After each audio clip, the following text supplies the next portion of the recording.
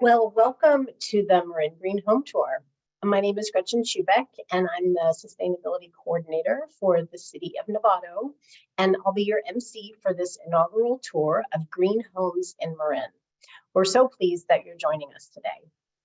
First of all, I'd like to introduce the other folks on our event team. We have Julie Chu from the County of Marin, who are hosting the event on the county's Zoom platform, and she'll be providing essential tech support throughout the program. Bob Brown from Sustainable Communities Planning is busy behind the scenes, making sure our presenters and homeowners log in on time. And Amy Kaiser from the East Bay Green Home Tour will lead the Q&A sessions with homeowners following each home tour video.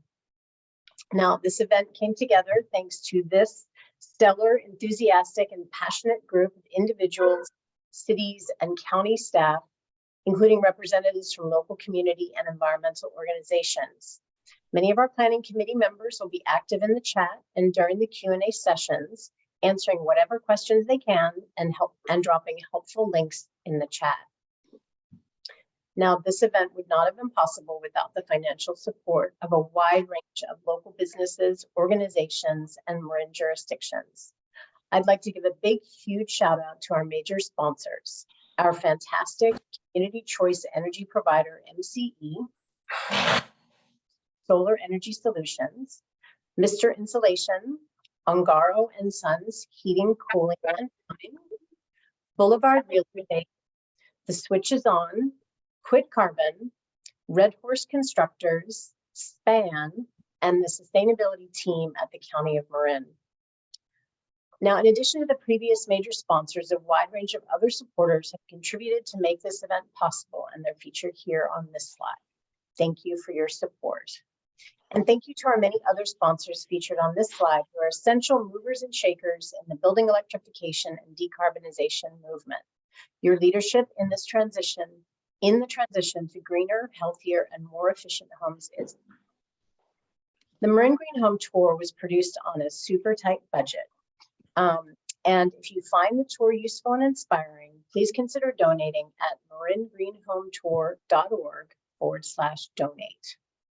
Now, this event would not have come together without the support of our sponsors, so we're really, really grateful. I'm now going to pass it over to Amy, who will give us a quick preview of our program. Thanks, Gretchen. Hello, everyone. I'm Amy Kaiser, and we're so glad you're here. Each of the 5 home tour videos we watched today will be followed by a short live Q&A with the homeowner. Ask them your burning questions in the Q&A field. We also have 3 short presentations today. David Warner and possibly Arch Rao will be talking about your home as a power source. David Moeller will give you the lowdown on heat pumps. And Mark Chabria from the County of Marin will tell you how to plan your green home transition and where to get big rebates for your future home upgrades. The Zoom login link that you used today is good for tomorrow's program as well, where we will show 5 more homes and touch on different topics. If you miss any of today's program, you'll get another chance to view the recorded webinar on the Marin Green Home Tour website. Now I'm going to hand it over to Julie, who will go over some Zoom basics. Thanks, Amy. Hi, everyone. So I'm Julie from the County of Marin. In case you are new to a Zoom webinar, these are a few features that will be most useful for you today. So at the bottom of your screen, you will see these icons: chat, Q&A, and live transcript. So the Q&A is specifically for the questions that you want to ask the homeowner or presenter who we are highlighting. The chat is for comments and engaging with other attendees. So remember, questions for the speakers and homeowners go in the Q&A field, not the chat. The closed caption, which is CC, will allow you to start or stop the live transcript on your screen. This can be helpful for you if you have any trouble hearing. And in the top right corner of your screen, you have a few options for your view. If you want to close the boxes that show all the presenters, click on the dash icon. Now I'll hand it back to Gretchen, who will go over the basics of what makes a green home.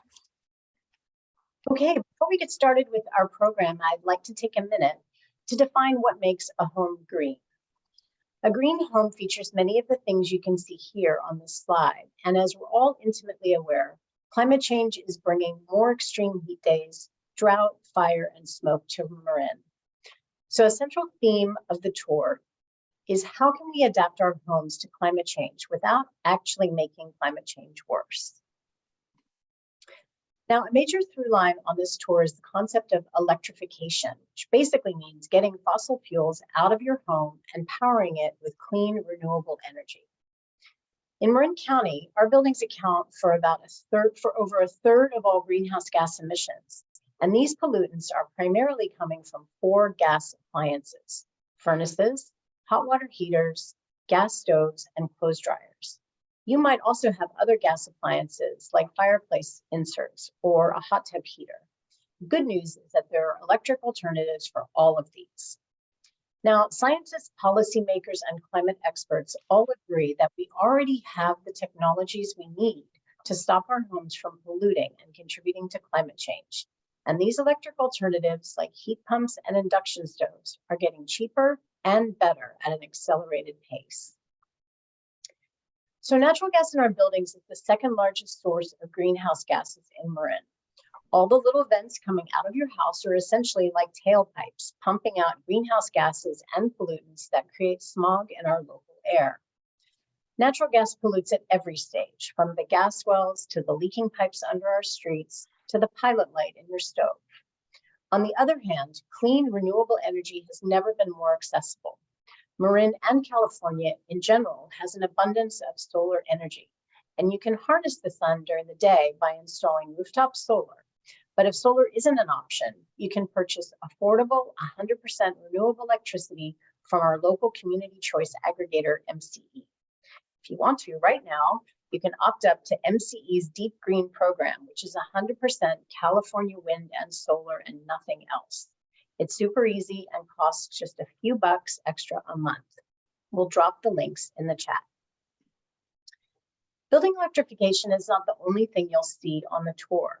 You'll also learn about other strategies that make sense in the warming, drying out, fire-prone place we live. And now, while California produces an abundance of clean, cheap solar energy during the day, when the sun goes down, energy on the grid becomes dirtier and is powered by polluting gas plants. The hours between 4 and 9 p.m. are peak hours, since this is when most folks are home from work. We can all play our part by load shifting and using the bulk of our electricity, think laundry, dishwasher, showering, outside of peak hours. And when it comes to water, it takes a significant amount of energy to transport, pump, and treat water. So by conserving water, you're actually saving energy too. On the tour, you'll hear about options for using gray water from your laundry, sink, and shower. And you'll also see rainwater catchment systems and water-wise gardens. And finally, using compost in your garden is a great way to retain moisture and build soil health. Extensive research also shows that applying compost actually increases the soil's ability to sequester carbon and fight climate change. One of the things I love most about Marin is that our communities are full of early adopters.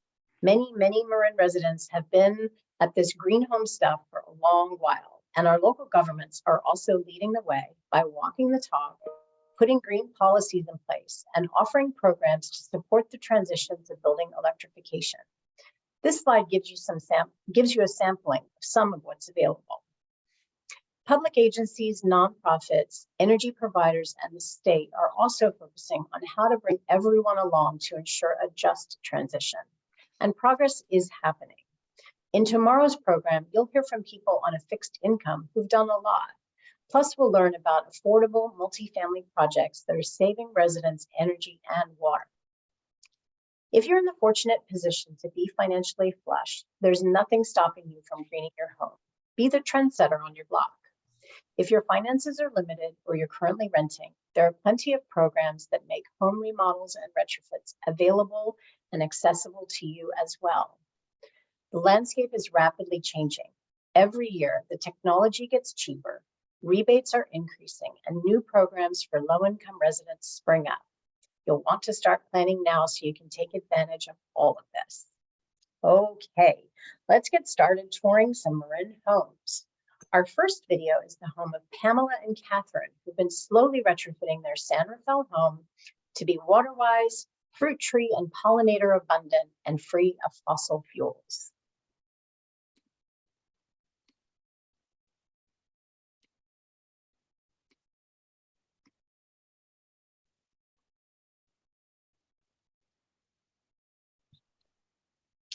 Hi, welcome to our home. My name is Pam.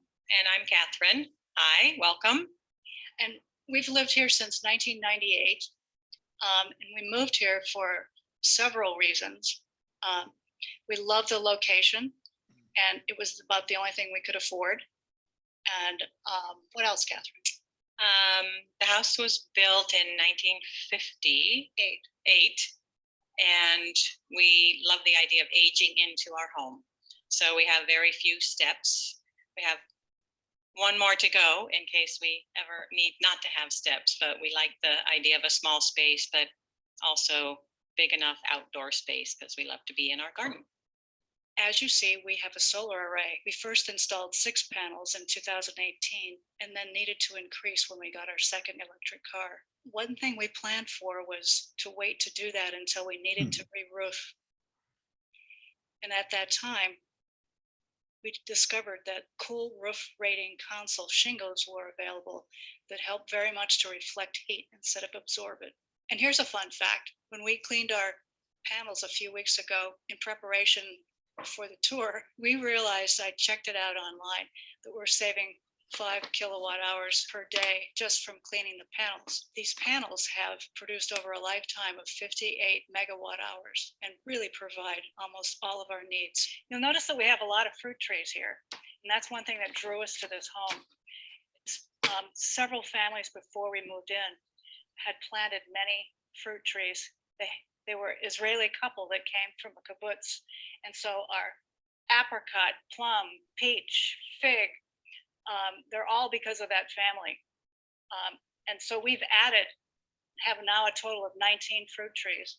From all our rain from the roof that goes in the downspout, it's all captured, goes underground and captured and slowed down in our rain gardens.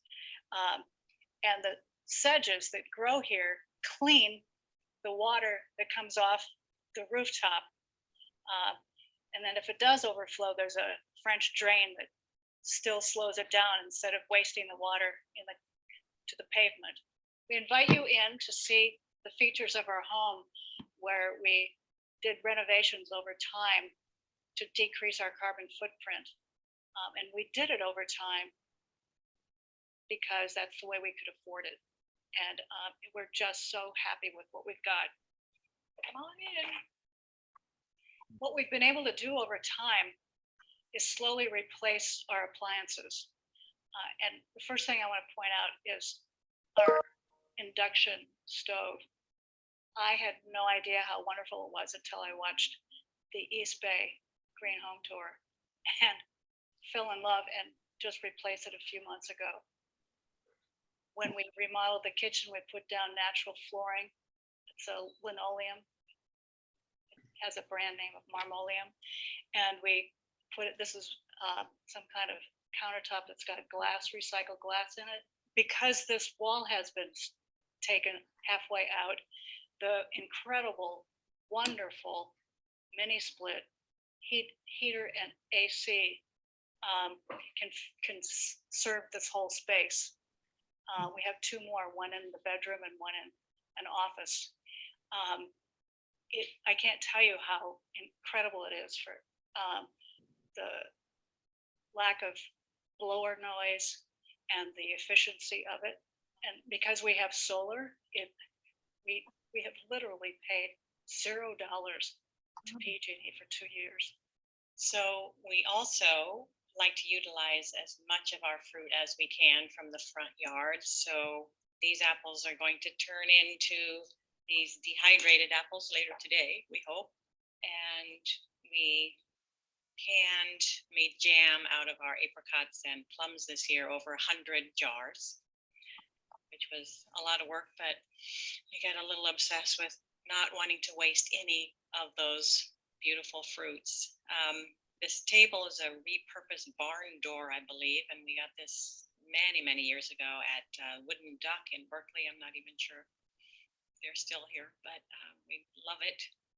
This is our charging station for our electric car, which we really, really love this car. We've had it for quite a while. And during the pandemic, we also got electric bike for each of us, which we use a lot to run errands and also to have fun.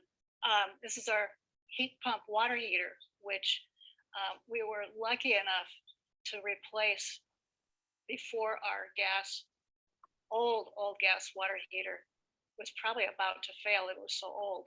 You'll notice that there's an outlet here for our last appliance that needs to be replaced from gas to, I'm going to get a heat pump dryer when we can afford it. And the permit to get this in, I also got permitted at the same time in preparation for that. We got amazing rebates back from the County of Marin that made this so much more affordable.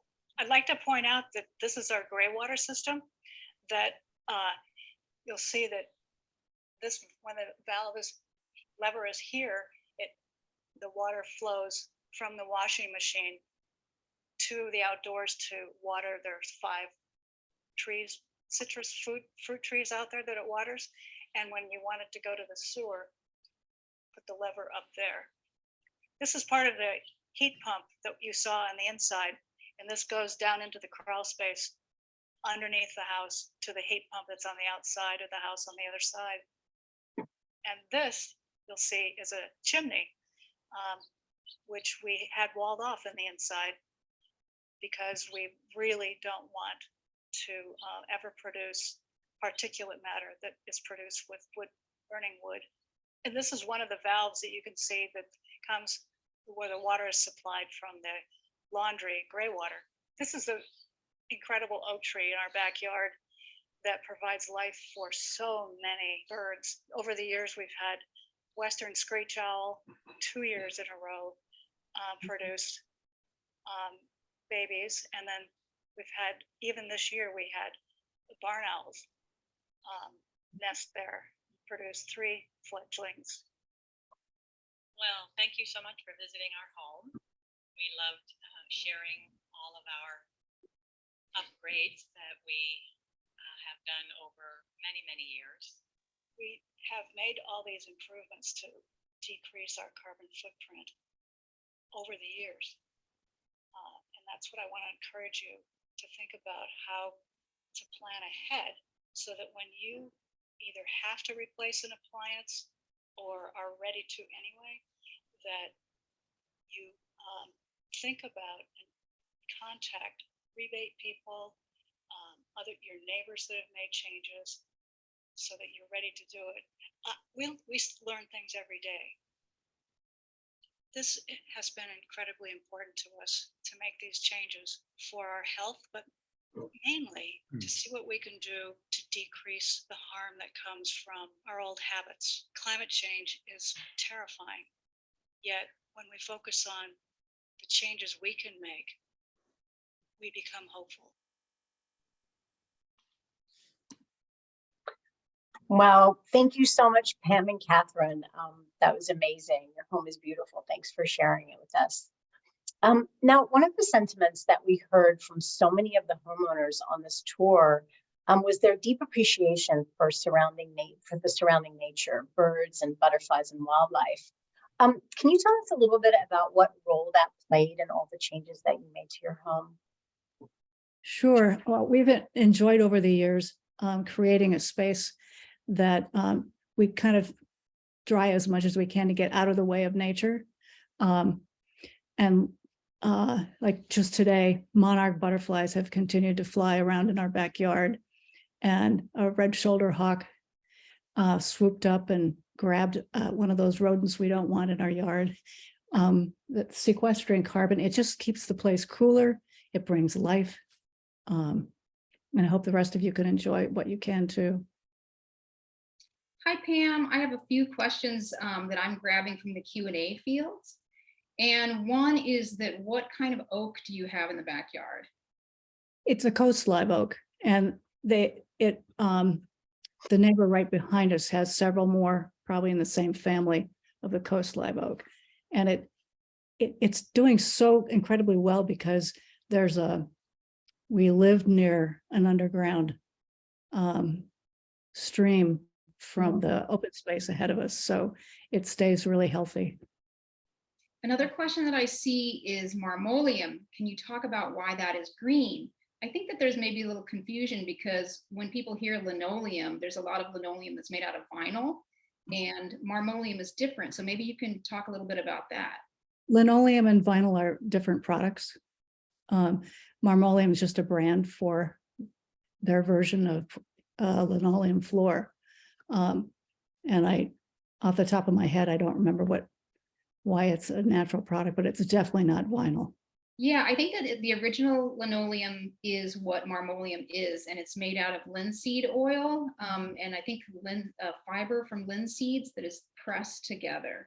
And but yeah, definitely marmoleum, that brand name is different from what you think of as linoleum that is just rolls of PVC. Hey, I'm sorry to interrupt. I'm seeing a couple questions in the chat. And so I just wanted to remind folks, if you, it's fine, you're putting them there, we'll try to catch them. But if you want to put them in the Q&A field, that would be super helpful. And I saw one that I think is really relevant, which is around what kind of bathing and laundry products do you use for your washing? Sure, that's really important. And we use Oasis for our washing machine. And I learned about that on the East Bay Green Home Tour. And it's an incredibly good product. It keeps the balance of the soil proper. It doesn't harm anything. So excellent question. Yeah, I think that more commonplace detergents have a lot of salt. And so if you use that, then it ends up having a salt buildup in the soil. Mm. Another question that I saw was, what plants can't you water with gray water? I don't water my vegetables with gray water, but I do easily water the citrus and the peach tree that are in the backyard. Because they're right in line, right outside our back door. It's an easy house to retrofit for it because of the slight down slope in the backyard.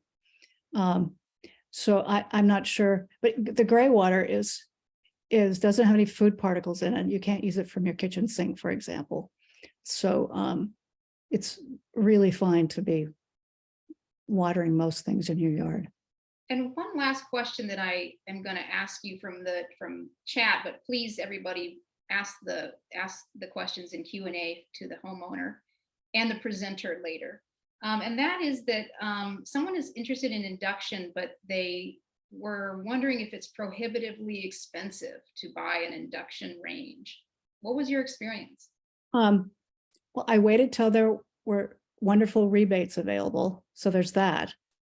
Another way you can avoid some costs is if you're doing any other work in your house and you need a permit for it, get the permit and the outlet installed at that time. But you know what's really terrific is you can even get a loaner from the PG&E resource that's mentioned on the website to see how induction cooking is for you. Or I know other people that have purchased 2 small induction stovetops before they take the plunge to replace their whole gas stovetop. It's an incredibly wonderful thing to cook with. Well, thank you, Pam. We're going to move right along, and thanks for answering those questions. Great. Thanks again, Pam and Catherine. So now we're going to hear from one of our top sponsors, MCE, a nonprofit public agency that provides clean, renewable electricity to residents and businesses throughout Marin. As mentioned earlier, when you use electricity is as important as how much electricity you use, as this brief video by MCE explains. out there for you, Bay Area? When you use less power from 4 to 9 p.m., you'll save money and reduce pollution. Set your air conditioner to 78 or higher and keep the air moving with fans. Put down that dirty laundry. No appliances until after 9. Those dishes can wait. You'll save money every time when you use less power from 4 to 9. This message is brought to you by your friends at MCE, empowering our clean energy future. Okay, thanks so much for your support, MCE. Now on to our first presentation. It's my pleasure to introduce David Warner, the founder and owner of Red Horse Constructors. For the past 4 decades, David has been working on sustainable and resilient infrastructure and construction systems. I also want to introduce you to SPAN, a company that's reinventing the electric panel. SPAN founder Arch Brau led the launch of several major products while at Tesla, including the Powerwall. And David's going to talk to us about using your home as a power source. Welcome, David. Hi, everybody, and thank you for the time to talk about using your house as an energy block. And I do want to introduce Arch. Arch and I, we utilized his beautiful panel to help my wife and I, Suzanne, get a much better control features on how we use our electrons, how we define the uses of electrons, the timing of them, and also the expandability of creating a sort of our own house microgrid. Our property has 4 or 5 buildings on it, and we're at the end of a main line extension of about 2,000 feet away. And we do have a battery block of about 135 kWh available. But when you're talking about the spreads of buildings and mainline extensions, you have to have adaptability and control features that typical panels do not do. Arch invented this most beautiful product that allows you to go into the panel, turn off and modulate loads within your house, and also create protocols when you're away and when you're there, and also when you're charging your car, and eventually your car will become part of your battery backup for your home grid. And so we're very, very happy with the installation. The installation was incredibly smooth. We actually used the old housings of the square D panels that we have currently at our house, and we inserted the SPAN panels inside those cavities. It was very easily done. And the amount of information on the app is enormous. So you can see, like for instance, if you sign up for an MCE program, you can see and dilate through all the energy sources that you're currently using. So you'll know how much is coming from wind, how much is coming from coal, how much coming is from hydro, for instance. And if you go deep green, obviously it's all going to be sustainable in that matrix, but you can actually trust and verify MCE through the SPAN panel, which is very, very comforting. Arch, I want to go ahead and let you sort of talk about the SPAN panel and your inspiration. I'm certainly happy to have SPAN aboard our house, and it's great effects. Yep, thank you, David. Hi, everyone. My name is Arch Rao. I'm the founder and CEO of SPAN. I've spent the last 20 years in clean energy, starting with my early work in energy efficiency, and then building a wind energy company, and then subsequently an energy efficiency company, and then working at Tesla for 5 years, building the energy organization there.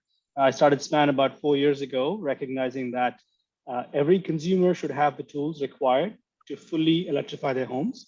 Because if you think about it, our everyday actions, the cars we drive, how we cook our food, how we heat our spaces, in fact, contribute to more than 40% of carbon emissions across the US.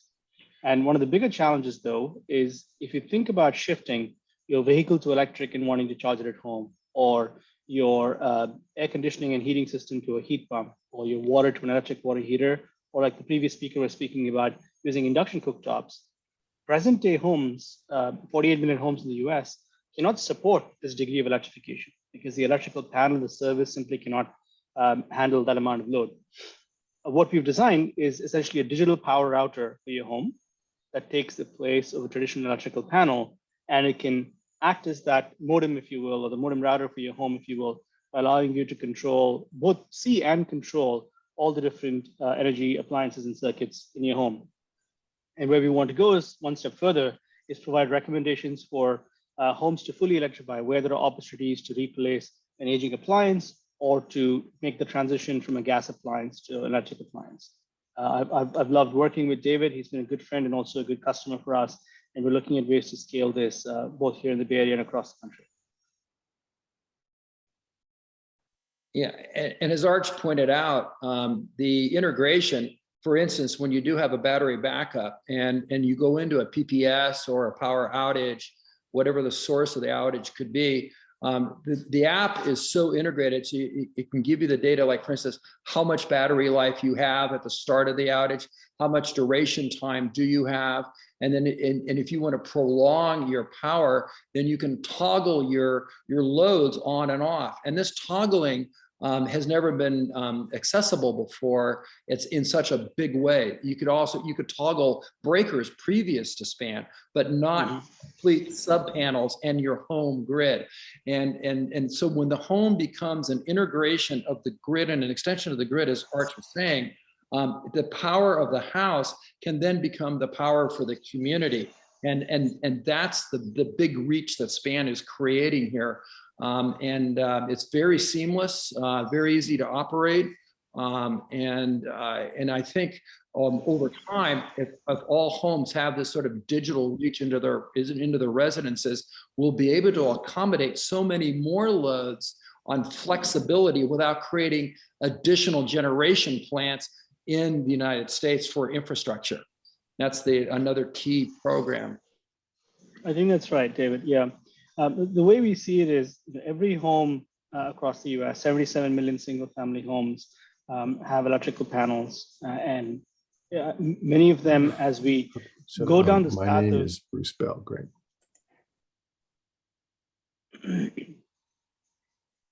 Sorry, go ahead. Go ahead. Sorry, not sure what happened there. Go ahead, David. No, that was Arch who was talking. Oh, Arch, I'm sorry. Go ahead, Arch. That's all right. Yeah. Yeah. No, I was just going to add to what David said, in that I think the biggest opportunity for us as consumers is to make that switch, and as electric alternatives become functionally comparable to the gas alternatives and become economically available. Again, earlier on the call, folks talked about available rebates and incentives. The bottleneck is going to be infrastructure, right? Are our homes ready to accept all these electric appliances? And that's the underlying problem we're trying to solve. But at the same time, we recognize that this is a clear opportunity to give customers real-time visibility and control using software, which we've all come to accept as being the new standard, right? So that's when we think about use cases like battery backup, we want to give customers the ability to dynamically choose what part of their home is backed up. When we think about electric vehicle charging, we want the customers to be able to switch to electric vehicles without having to spend tens of thousands of dollars on a grid upgrade or a service upgrade from the utility provider. And directionally, we're very excited about that opportunity. Yeah, and I also want to talk about the costs involved. So with the new Biden IRA bill, we have now been able to integrate new infrastructure with the rebates where we couldn't get rebates in different systems applied. So for instance, it used to be that you could only do solar panels and solar panels alone. But now with the IRA, the reach is much deeper into your home. So like, for instance, if you had to change your panel and you upgraded to a SPAN panel and you had and you did a battery block and you did a PV and you did utility trenching between all three, and you had to open up walls and close up walls, all those now become part of that rebate package between the state and federal. In some areas, if you buy all American parts and pieces, it can go up to 35 to 40% on that matrix for rebates. So people just don't realize how wonderful the IRA bill has been written, because it allows so much more diversity and integration of systems that can now be applied for the subsidies. That's right. Well, we're really excited about the federal programs and the macro support, regulatory support that is behind electrification specifically.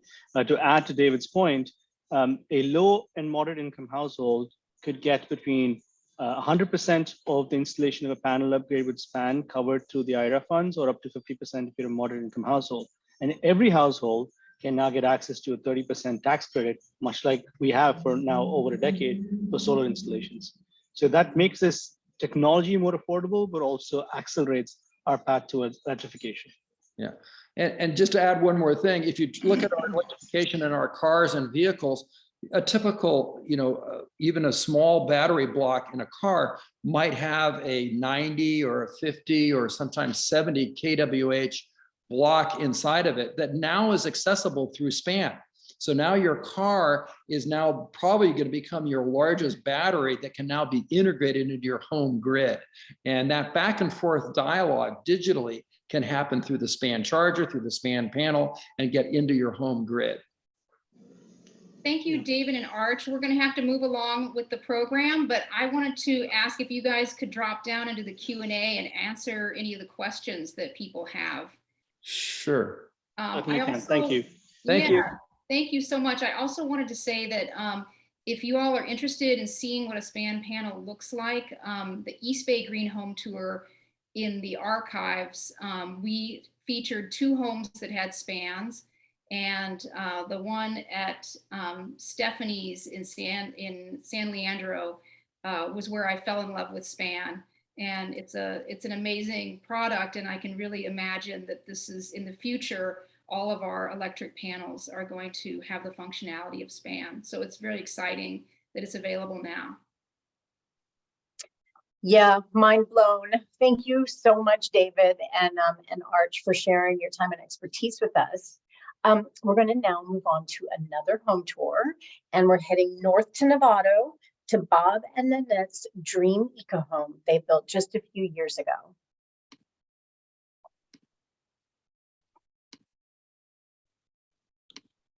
Good morning. My name is Bob Brown, and welcome to our home in northwestern Novato in Marin County. We built our house, finished it about 2.5 years ago, just before the pandemic hit. And it was about a 7-year process from start to finish. And really our motivation was trying to build a home that was a real demonstration of how to accommodate sustainable living. So we tried to incorporate as much as we could at the time. And we started with the design with the concept of trying to build pretty lightly on the land. Our house is about half the size of every home within a quarter mile. And we really try to minimize the impact on the amount of the property. We only built on about a quarter of a 1.5 acre lot. We definitely wanted to downsize the home to really meet our needs, but also to really lower our resource demand. We tried to develop as little of the property and disturb as little as possible. So on the 1.5 acre lot, we've only built and modified about a quarter of it. And the other thing of concern here, again, being in the foothills and in the wildland urban interface, was the threat of fire danger. And so we built the house 1 story. It's all stucco and stone, all hardscape materials. And then, as you can see, we kept it away from all the major trees around us. We have 2 Tesla Powerwalls. This is sort of the brains of our solar system. About 26 kilowatt hours of storage here. Came in handy just 2 days ago, Saturday. The whole area lost power for about half the day. Part of the beauty of having the battery storage is they charge up during the day, and then they'll discharge at night. So when the power is most expensive, we're using our own self-generated power. And we have about 80% of our energy demands that are covered by our solar and our batteries. So we have 2 mini split HVAC units that provide both heat and cooling. This is the compressor for both.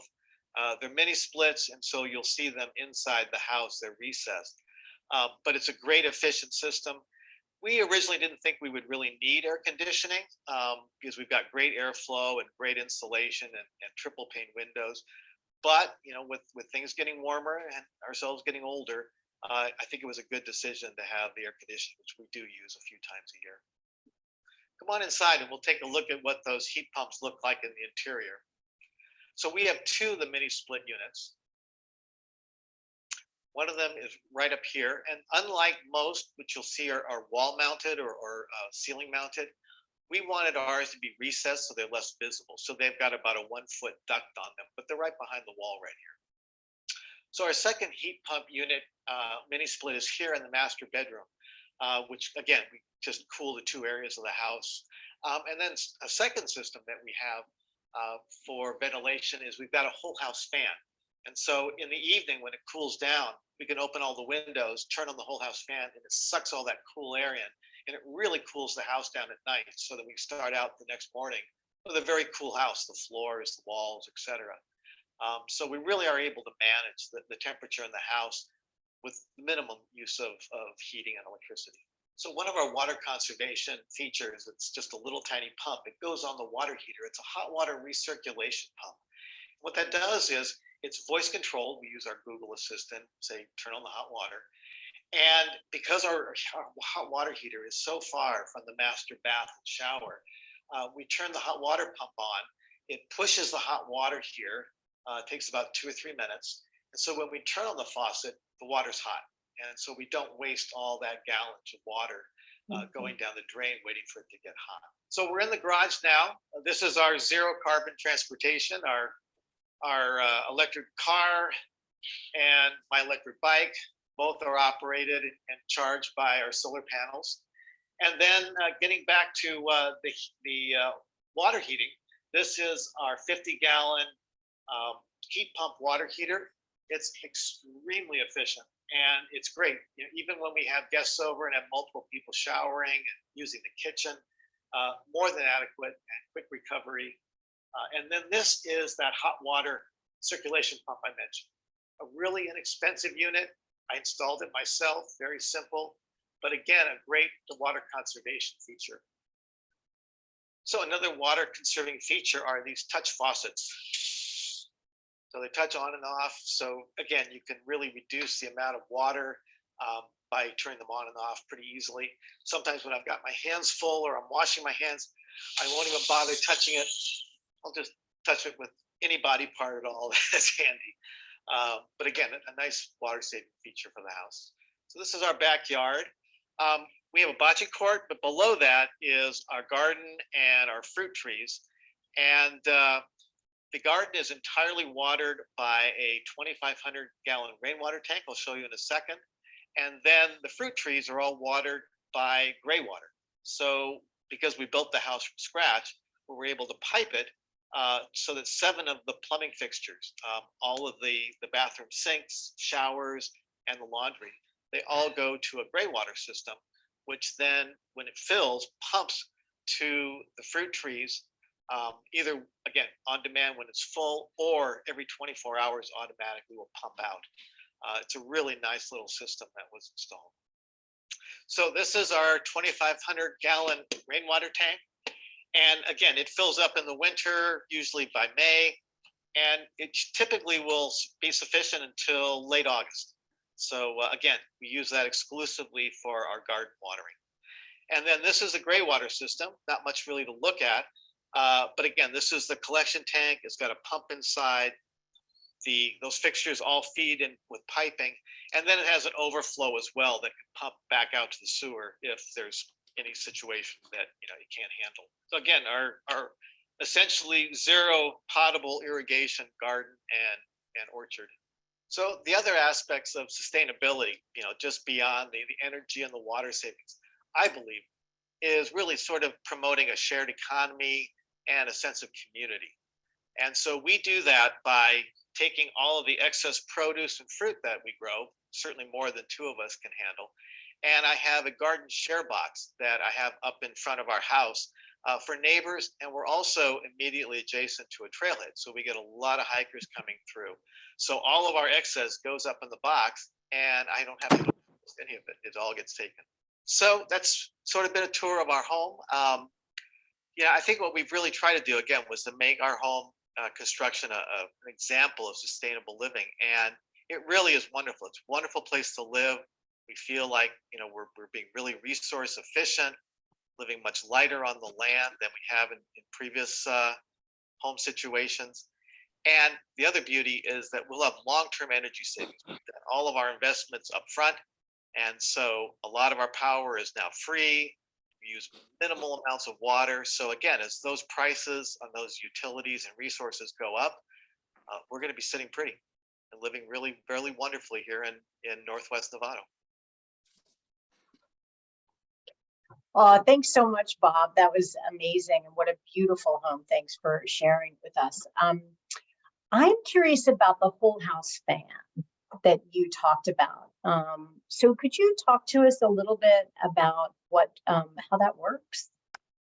It literally creates a giant sucking in our house. So you open the windows and it will, with negative pressure, just pull in outside air. So at nighttime, when things get cool, we can really cool down the house very fast.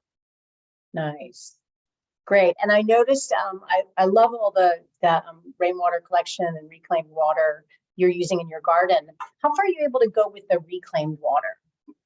Well, the rainwater tank, the 2,500 gallons, usually lasts us through about mid-August. So about 2/3 of the growing season. And it does, water a pretty good sized garden. We have 10 raised beds. The gray water system handles all of the fruit trees entirely. Wow. So one of our future projects is I'd love to add another 1,000 gallons of rainwater storage to get us through the whole year. So one of the questions that I'm seeing in the Q&A is on your recirculation pump, do you recirculate through the cold water pipes or did you install return pipes? No, the system either can do work with a circular system or a one-way system. So it accommodates both. And again, it was like $125 part. Very easy to install. So I don't know if you would have this off the top of your head, but what's the CFM on the whole house fan? That I don't know, but I would tell you that all the drapes and everything start moving as soon as you turn it on. Okay, so it must be pretty strong. And it was beautiful. It was a freebie from a trade show in San Francisco a few years ago. Oh, great. Is your heat pump water heater a hybrid model where you can use backup electricity if needed to increase recharge time? It is, but in 3 years in the house, we've never had to use the electric mode at all. And so could you explain a little bit about how you have a lot of questions, but ones that I think that when we're over here and you pop down, you might be able to answer better. Who designed and built your house? We used a local San Rafael architect, Stuart Summers, and a contractor who went out of business before he finished the job, unfortunately. So I won't mention names. But yeah, my wife and I were really highly involved in the design process from the get-go. And, like I would say to anybody building a new home, you are where you are when you design your systems.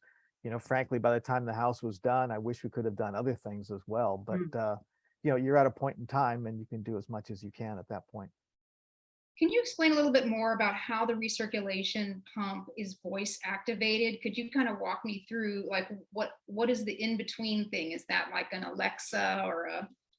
Yeah, we use a Google Assistant, but yeah, what you do is it's plugged into a smart plug. And so the smart plug works with our with our Google Assistant. So it activates that smart plug and turns on the pump. And so you're about to take a shower, you're getting ready in the bathroom and you say, hey, Google, turn on the bathroom hot water, and we wait 3 minutes and get in the shower. So someone said, I thought I saw a fire pit. What fuel do you choose for it? Uh-oh. That found out. That is a cheat. Yeah. So yeah, we do have a lot of down trees that occur on the property. So I would say 2 or 3 times a year, we treat ourselves to an outdoor fire. Who installs gray water systems here in Marin? I'm not sure in Marin. We had to go at the time, this was again, probably 5-6 years ago, to a firm, Indra Designs, that is, they operate out of Sacramento. So frankly, I don't know today, but it was tough finding a firm. I would say Indra did a terrific job for us, though. They really did. Well, thank you so much, Bob. We're going to move on now. And so Bob is going to pop down into the Q&A to see if he can answer all your questions about his extremely beautiful home. Yeah. Thank you. And Amy, before we move on, I just wanted to touch on a question that's in the chat, asking whether, clearly Bob's home is of the higher end, and he's got a lot of higher end features there. And this person in the chat wanted to know how this applies to low and middle income homes. And I just wanted to let folks know that we are also we're featuring a variety of homes. And so stick around and you'll get to see some of those models. So thanks so much, Bob. And we're now going to move on to talk about another one of our amazing sponsors. Boulevard Real Estate has deep roots in our community and a vast knowledge of Marin County's dynamic neighborhoods, school districts, and homes. Their specialized resources and curated services support you in maximizing your property's value. Boulevard Real Estate is woman-owned and committed to sustainability, the safety of our local community, and the planet. They're proud to be a certified green business, and we're grateful for Boulevard Real Estate's support of the Marin Green Home Tour. So now we're heading to Sausalito to visit a condo development where condo owners Bruce and Nancy helped their homeowners association figure out economical ways to add solar and low-cost EV charging to the development.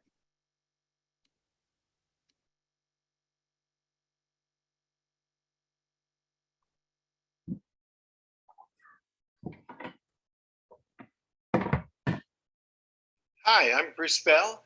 I live in this townhome in Sausalito with my wife, Nancy Bell. I volunteer for Ride and Drive Clean, which is a environmental group that promotes electric cars. This townhome is part of a 129 townhome complex that is up above Marin City, basically. And it is all electric. We have lived here for 30 years. We find it difficult to charge our car because our car is not near our meter. When we got started on this, my wife had gone to the Al Gore training, and we really cared about the environment. And the question was, what could we do? And so we took on the first project, which was to go to our condominium association.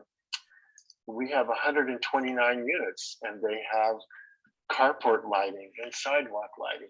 And so we worked with them to have them install solar panels that neutralized, that supplied all the electricity that we needed. And it saved the association quite a bit of money. And they were very happy that we helped drive that project. Then once that was up and going, we decided, and people were asking to put solar on their individual units. And so again, Nancy and I worked with the board and educated them on solar as we did with the original solar panels, and got all the rules and regulations in place for people to put solar on their own units. We've lived here for quite some time and done a lot of remodeling. One of the first things that we did was remove a fireplace. The fireplace was down here, and it had a flue that went up through the ceiling. And the main reason we got rid of it was we stopped burning wood, really for environmental reasons. But additionally, it was dirty, and smoke would come into the room a little bit and smelled. And so we took that opportunity to do a remodel, which really actually enhanced the room. The lighting was much improved, and the view as well just became so much better. So this is our all-electric kitchen. Includes a electric range, of course. And then we put in cork flooring, which is very comfortable to stand on for a long period of time, such as when you're cooking. Recently, we removed a fireplace that was in our bedroom here. And again, the fireplace took up space, which we are using now for a nice cabinet. But it was also somewhat smoky and dirty with logs and so forth. So we removed that, and I think we really added to the functionality of the room. This is our carport where we get to park our car. and our condominium is on the end there. And I was quoted $3,000 to trench underneath 2 sidewalks to be able to charge my car with electricity from our house. So that led me to look into other options for less expensive ways to set up charging. One of the solutions is the orange outlet. The woman who parks here is hoping to get an orange outlet, and she's in a perfect situation because she's just going to replace this outlet that's already working with the orange outlet. So this is a live orange outlet. The outlet is powered with the electricity that is owned by the homeowners association. The great thing about this is it's a smart outlet. So you use your cell phone to turn the outlet on so it knows it's you. And then you use your electricity, and the company, Orange Charger,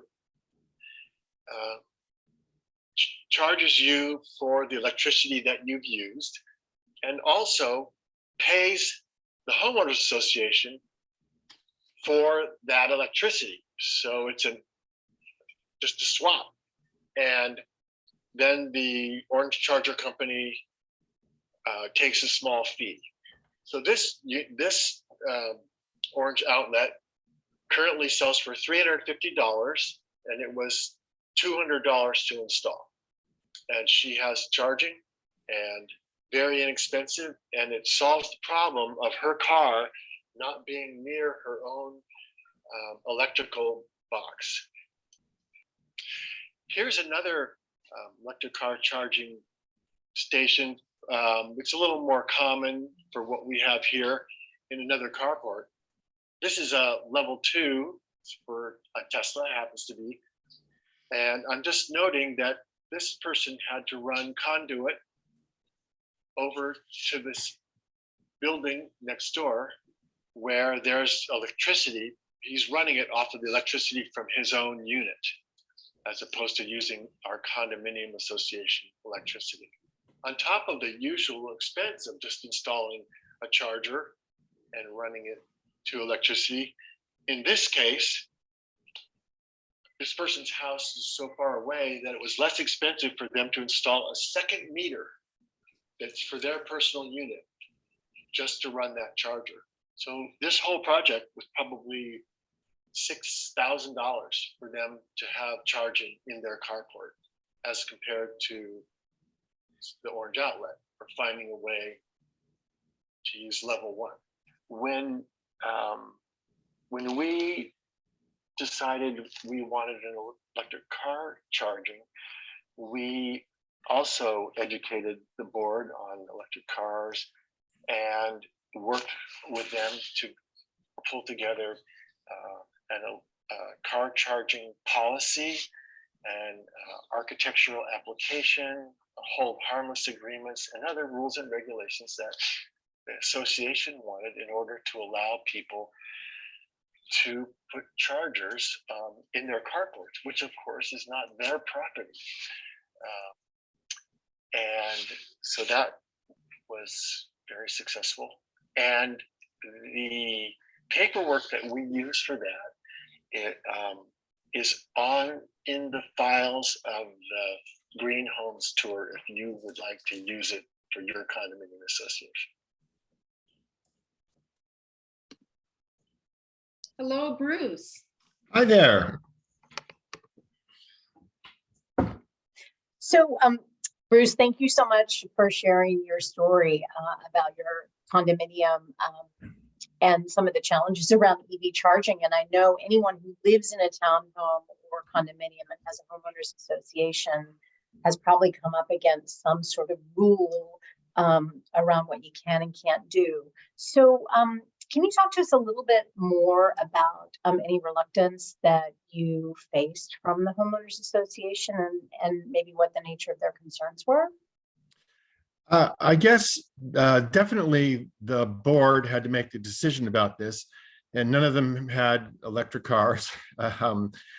So the first step in the process was to educate them on electric cars so they understand they're not catching on fire and just kind of all the basic stuff that you hear all the time. From that, then we moved into the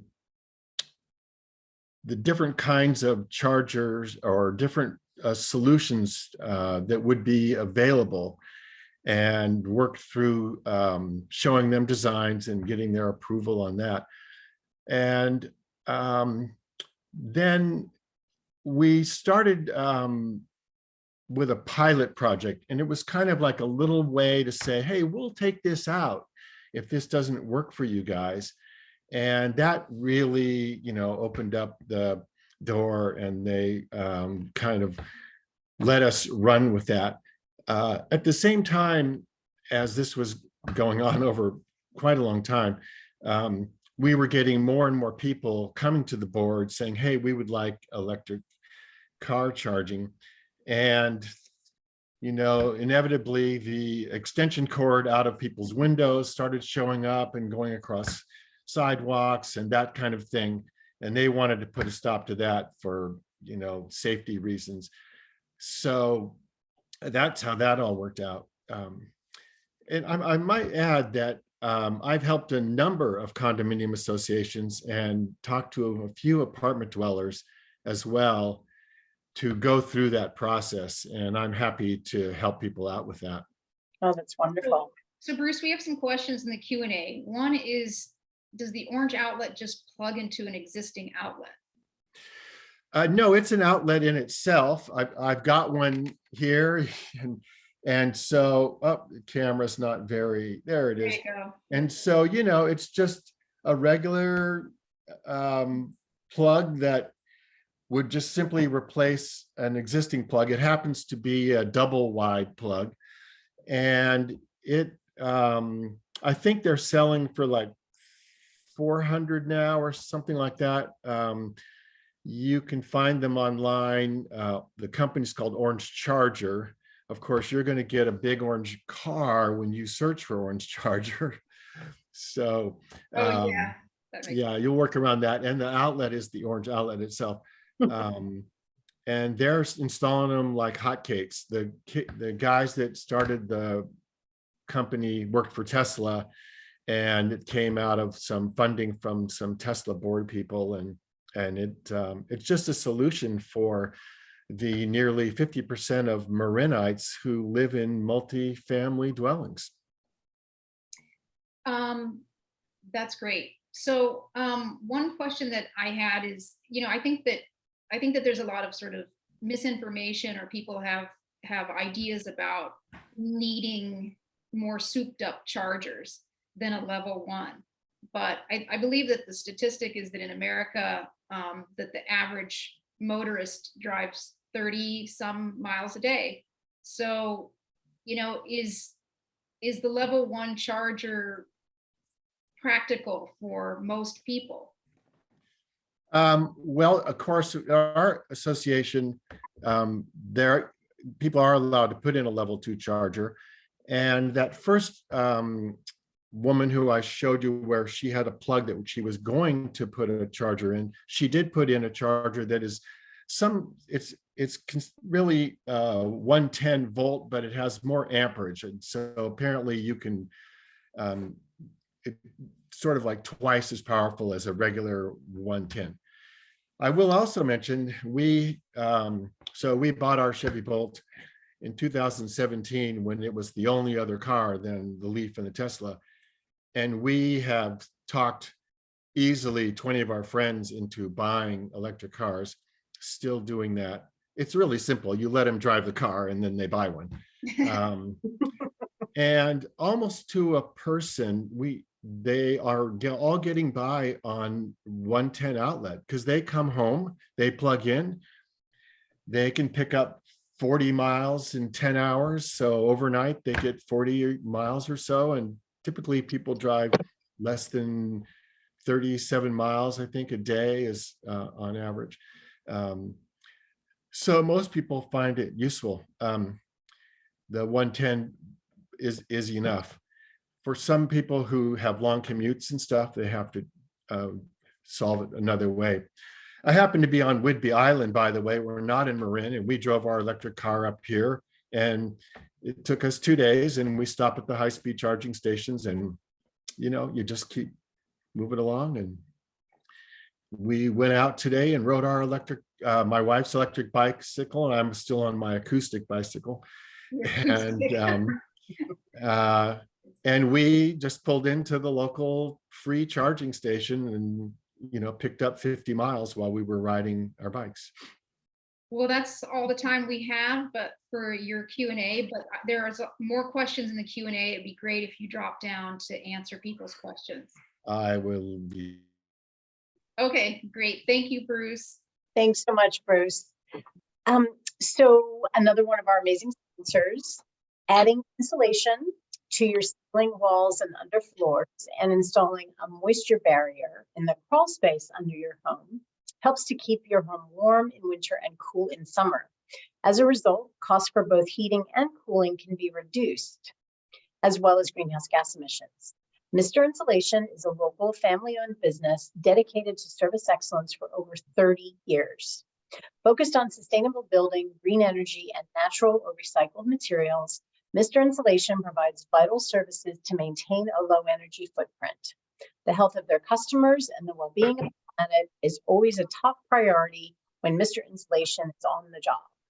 Thank you for your support of the Marin Green Home Tour, Mr. Insulation. So now I'd like to introduce our next speaker, David Mahler. David is the founder and leader of the Marin Sonoma Building Electrification Squad and the Larkspur Climate Group. And he's going to tell us all about heating, cooling, and breathing easy with heat pumps. Welcome, David. All right, so I'm just trying to share my screen here so we can get going. Let's see.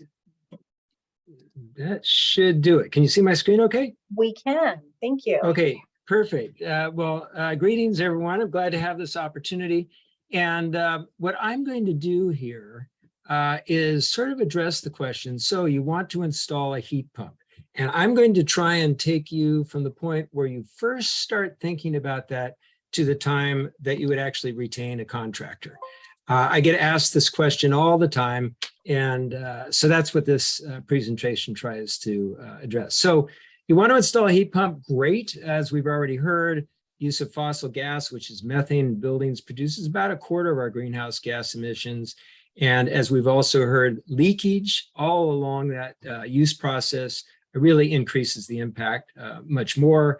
And what hasn't been touched is fossil gas really poses serious public safety and indoor air quality risks.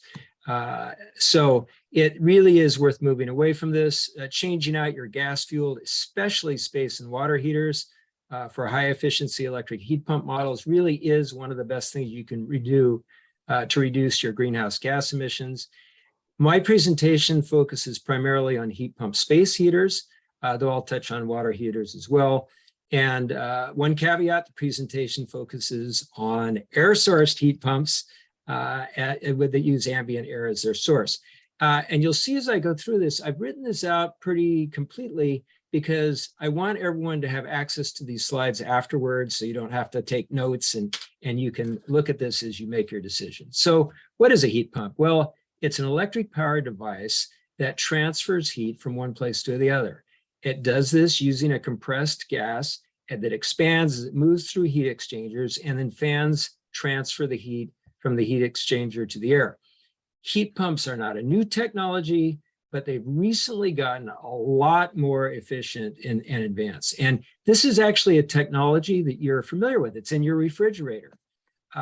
It's cold in your refrigerator because a heat pump is extracting heat from the air inside your refrigerator, and it's discharging that heat into your kitchen. A heat pump space heater does work the same way, but in that case, it's extracting heat from the ambient air outside your home and discharging that heat into your home as warm air. And modern variable speed pumps, space and water heaters are many more times efficient than even the most efficient gas heaters, because they only have to extract heat from the ambient air rather than having to create the heat by burning fossil gas. So this is a diagram of a heat pump. I'm not going to go through this. You can look at it in the slides later if you're interested. But there are two basic types of heat pump space heating systems. One is called typically a central ducted system. And this is a system that uses your existing duct system and a single indoor heat exchanger to move heated air inside your home. And then there's what should be called, and is technically called a ductless system, but it's often called a mini split system. And this system does not use existing ducts, and instead it uses hoses to pipe the refrigerant to local heat exchangers at multiple locations inside your home to deliver heat to those locations. And you saw, I think it was Bob Brown talked about that kind of system in his house. And sometimes the two systems are combined. So you could have a ducted system for part of your house, and you could have a ductless system for another part of your house. So why would you use one of the systems or the other? Well, if you have ducts and they are large enough and in good condition, a central ducted system is going to be significantly less costly. But if your home doesn't have ducts or has duct issues, like they leak, for example, or they're too small, a mini split ductless system is likely the way you want to go. The ductless system also gives you the advantage of temperature control at multiple locations, but it's more costly due to the multiple heat exchangers and the longer refrigerant hoses. So the principal components of a heat pump system, there's two components. One component is located outside the house, and you saw this in some of the picture. It's generally referred to as the heat pump. It consists of a compressor and a heat exchanger.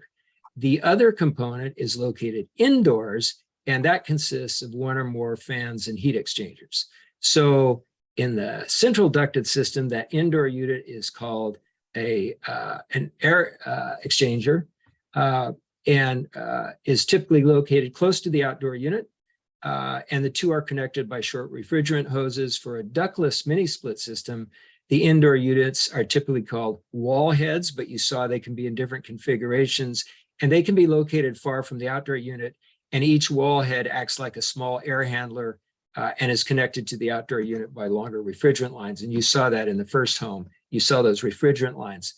In my presentation, I have diagrams of the two different systems. I'm not going to go through those right now, but you can take a look at them later, both a ductless and a ducted system. So what about the performance and comfort of a heat pump space heater? Well, the way a heat pump system warms your home is different than the way a conventional gas furnace does. So the gas furnace puts out periodic blasts of very hot air, about over 100 degrees, and it turns on and off a lot. And the air temperature in your home fluctuates with each cycle of the furnace turning on and off. And that on and off cycling is also hard on the equipment and prevents the equipment from operating at its maximum efficiency. In contrast, a heat pump space heater pulls warm air out of the ambient air and puts out the warm air almost continuously, running at variable speeds to maintain the temperature that you set on your thermostat. So it's more of a wash of warm air, which heats up the interior surfaces of your home, as well as the indoor air, and results in very steady temperatures. And I heard this along the route. The difference between a gas burning and heat pump space heater is the difference between having a bucket of extremely hot water thrown at you periodically versus taking a long warm shower. And here's sort of a magic thing here. A heat pump space heater also can cool your home. So the heat pump system, when you look at that diagram, can be run in either direction. And so the same way it extracts heat from the ambient air and puts it into your house, it can extract heat from inside your house and put it outside, just like the inside of your refrigerator. So you get air conditioning for free. So if you're thinking of air conditioning, a heat pump gets you both. So what are your options for heat pump water heating? Well, heat pump water heaters are here, and they're being improved all the time. You saw in the previous presentation some examples of it. They work using the same principles as the heat pump space heater, but the heat is being transferred to the water rather than the air. And they're available in different sizes. And fortunately, you may be able to get a size that you can simply swap out for your current tank type hot water heater. Will switching to a heat pump increase your electric usage? Yes, you will use more electricity, but you'll use less gas. And since an electric heat pump space heater is at least 3 or 4 times more efficient than even the most efficient gas space heaters, your overall energy costs, gas plus electric, should be less. And one other thing to keep in mind, the reason to convert is really to cut greenhouse gas emissions, and that's worth a lot. So what about when the electricity goes out? I get asked this question all the time. Well, for space heating, there's really no difference. With the electricity out, the fan of your forced air furnace isn't going to work anyway. It's true that older tank type gas water heaters will run when the electricity is out, but that also means they're pumping greenhouse gases into our atmosphere all that time when the electricity is on. So where do you start? Well, first you want to check the energy efficiency of your home with an energy audit. You'll also want to get a duct leakage test to see if you have ducts, what the condition they're in. And it may turn out that you're going to need to do other energy work for your house, adding insulation, fixing duct leakage, and so on to make your heat pump work well. So where can you get help? There are very good resources available. They're listed here: Electrify Marin, Bayrin, and the switch is on. Their websites are here.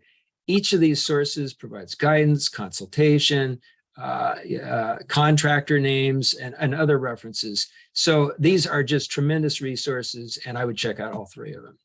So why not just call up your HVAC contractor and or a plumber? Well, the problem is most HVAC contractors and plumbers are really not very familiar with heat pump technology.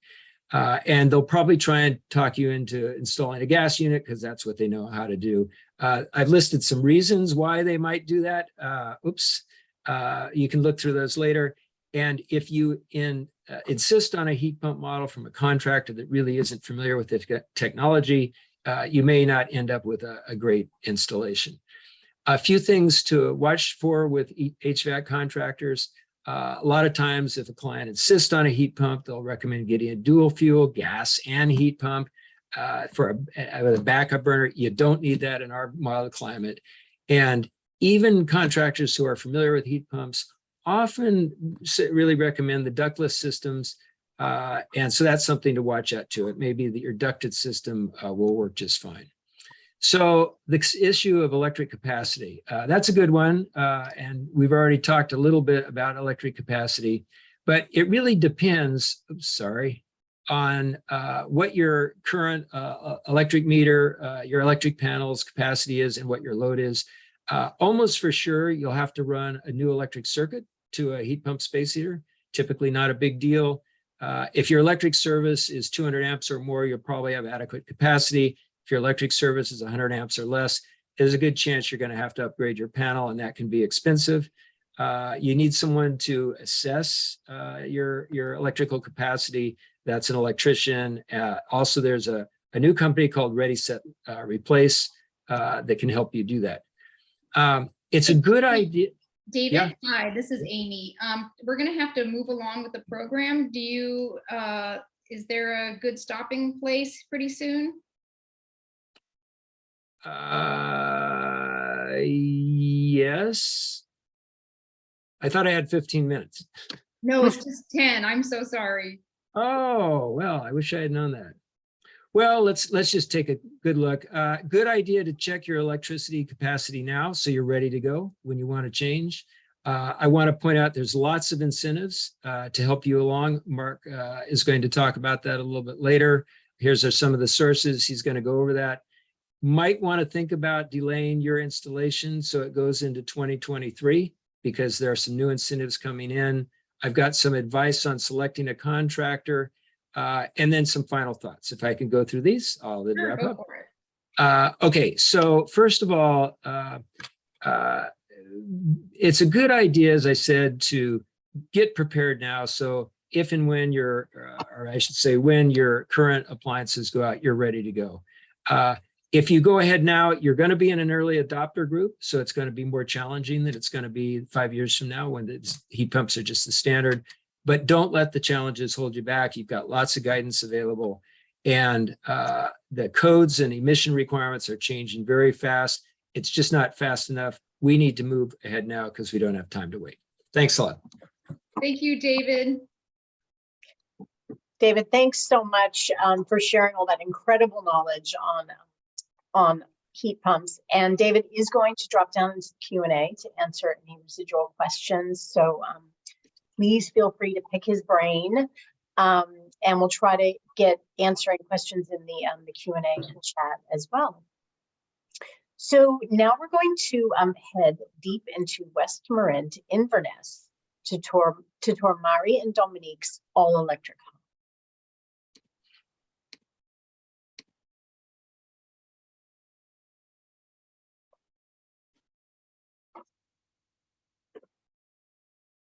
My name is Dominique Richard. Hi, and I'm Mari Pileggi, his wife, and this is our dog Luna. We have been in this house for about 11 years, and we are here. Well, the price dropped, so that really helped. And it has a southern exposure, and for us, that was really important. And we love it here. It's a nice neighborhood. People are really wonderful, and we're in paradise. We're really fortunate and privileged to be able to be here. And I think one of the reasons why we have done the work that we've done here is because we're Quakers. And one of the tenets is stewardship. And so for us, this is really about stewardship for the earth. We're from Pennsylvania. And back east, we started with weatherization. And so when we moved here, that's one of the first things that we looked at. And when they were putting a new roof on, because we needed a new roof, we made sure that it was insulated well and that it was sealed well. We had to replace the windows here because they were single pane and obviously not up to fire code. And so we went with double pane windows and made sure that everything was well sealed around it. When we put the stucco up, we made sure also that it was sealed and insulated well. Unfortunately, my father died, but fortunately, he left us a little bit of money. And so that was our first foray into solar. And we put up half of our back roof with solar panels.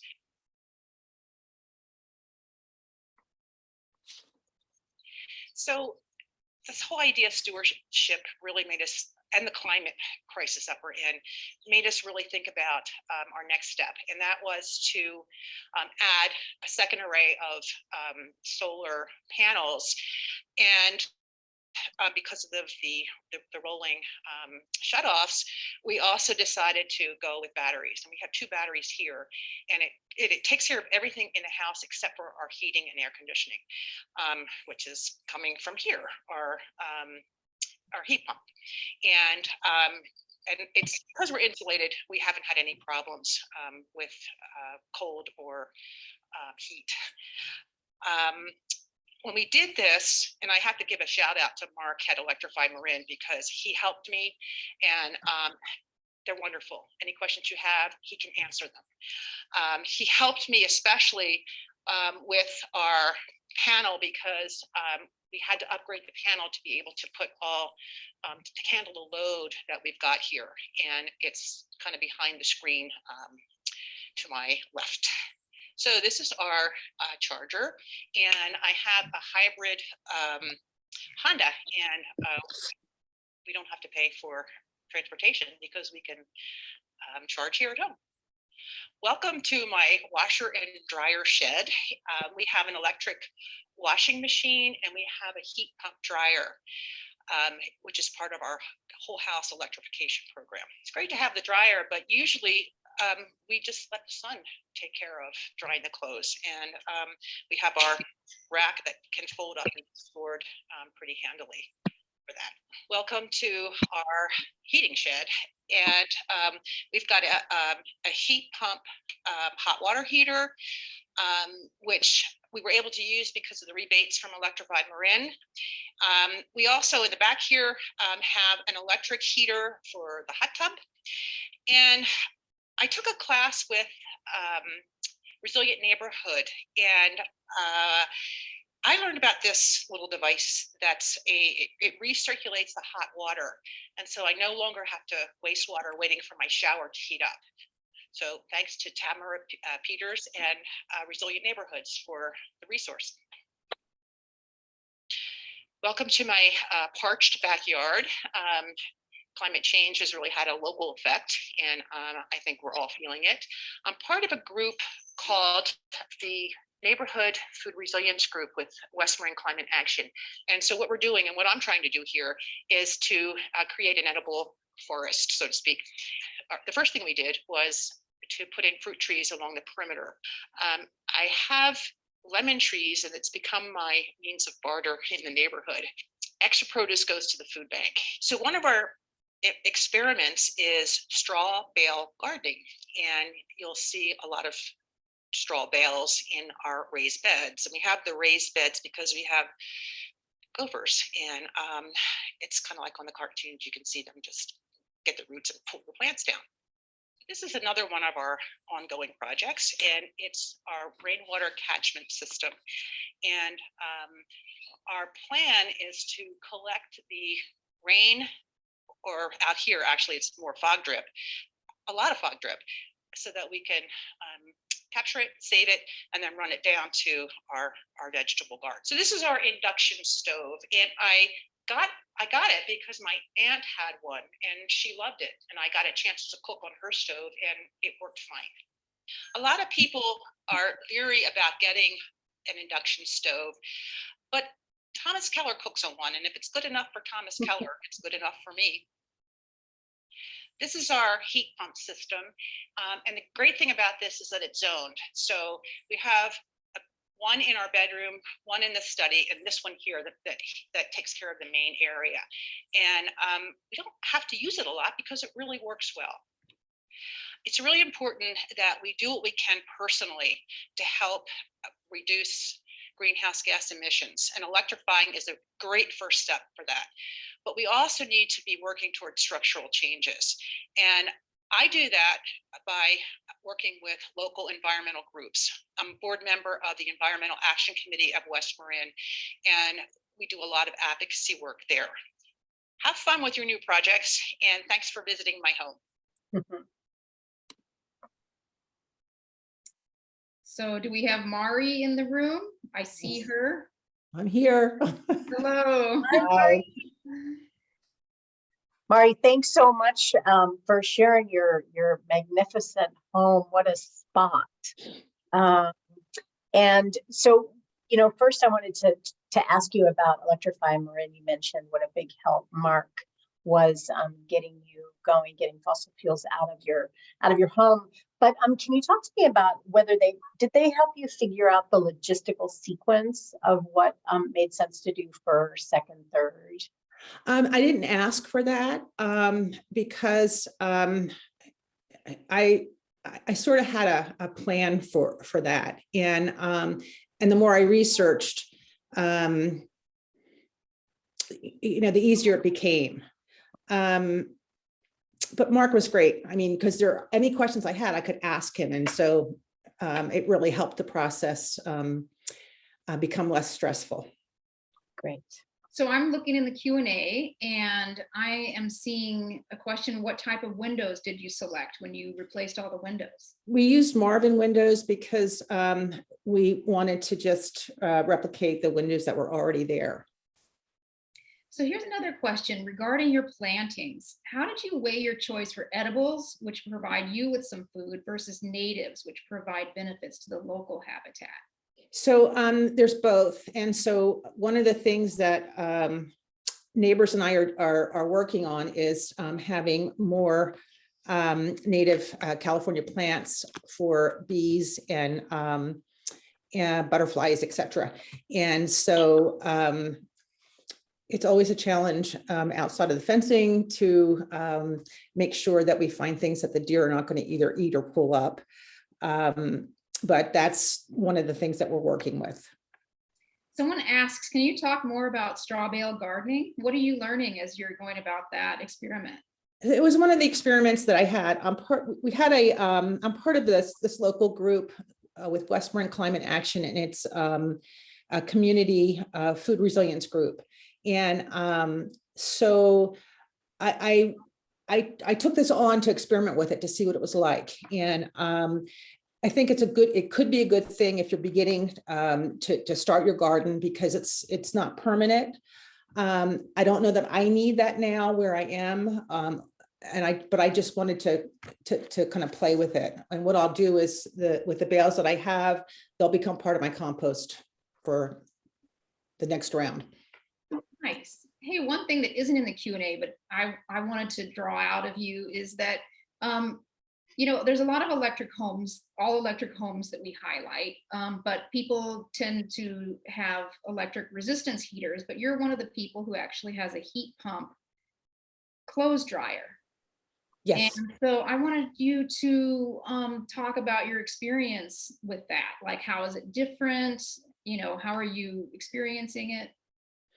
So that was, we picked a high-end machine for that because it runs on a 120 and I didn't have to pay to have it an upgrade. And so I can plug it in wherever I want to.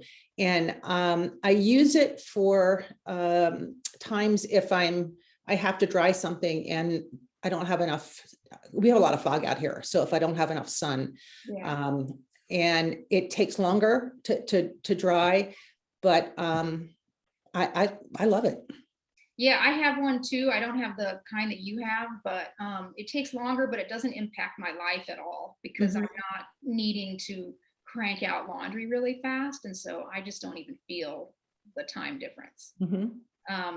So someone asks, in hindsight, would you do anything differently regarding any of the systems that you set up? Yeah, I really focused on the electric piece to begin with, and I wasn't thinking water. So, you know, as I'm trying to set up rainwater systems, and hadn't thought about a gray water system. Now it's a lot more difficult to try and figure out how I might go about doing something there. Yeah. One thing that's a question that I have myself is thinking about, you know, if you have a highly efficient washing machine, is it worth setting it up to capture the small amount of water? You know, maybe it is. Well, it is because I'm in Inverness and we get our water from 3 streams and fog drip, and any water I can save is great. And you know, with the addition of the recirculating pump, which is saving my back, because I have buckets in the shower so that I can use that water for my trees and other plants. And so if I had, you know, a system, I can do that with my washing machine also. So the more, the better. Great.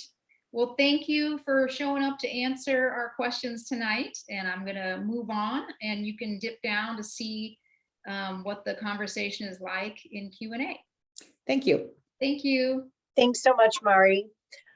So another one of our sponsors is Ungaro and Sons, and they are the heating, cooling, plumbing, and electrical experts for Marin, Sonoma, and Napa counties. In 1932, Ernest Ungaro founded the company in Fairfax. Now 3rd and 4th generation Ungaros are leading the business.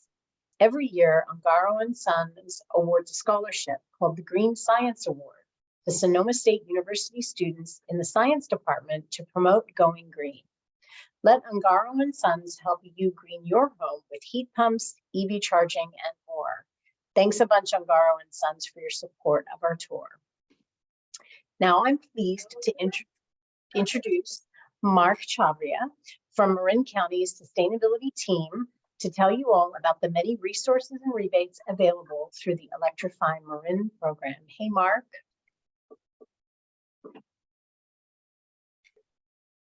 Hey, everybody. Let me get my screen shared here really quick. Looks good. All right. Hi, good evening, everybody. So I'm Mark from the County of Marin Sustainability Team, and I'm just going to give a quick overview of some of the resources that are available to help with home improvements related to energy efficiency and electrification. So a lot of the homeowners that we're hearing from tonight have taken advantage of these programs. So some of them are going to ring a bell for you already. Most of the programs that I'm going to talk about are focused on appliance replacements in single family homes. I'm also going to talk a little bit about some new rebates that are coming our way in 2023, as well as a really fantastic program that renters can also take advantage of. So tomorrow night, the Marin Green Home Tour agenda has a little bit more of a multifamily focus. And we'll have a great presenter presenting about the available resources and rebates for multifamily properties or multi-unit properties. So be sure to tune in for that tomorrow.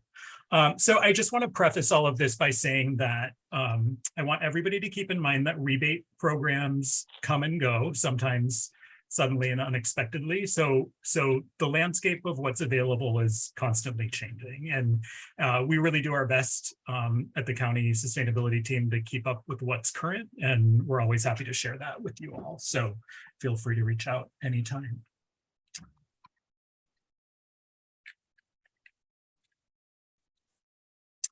So the first program I want to introduce is Electrify Marin, which is a rebate program run by the county to help people switch from natural gas and propane appliances to efficient electric ones. So we launched this program in 2019 to address the 27% of our countywide greenhouse gas emissions that come from natural gas use in Marin County's built environment.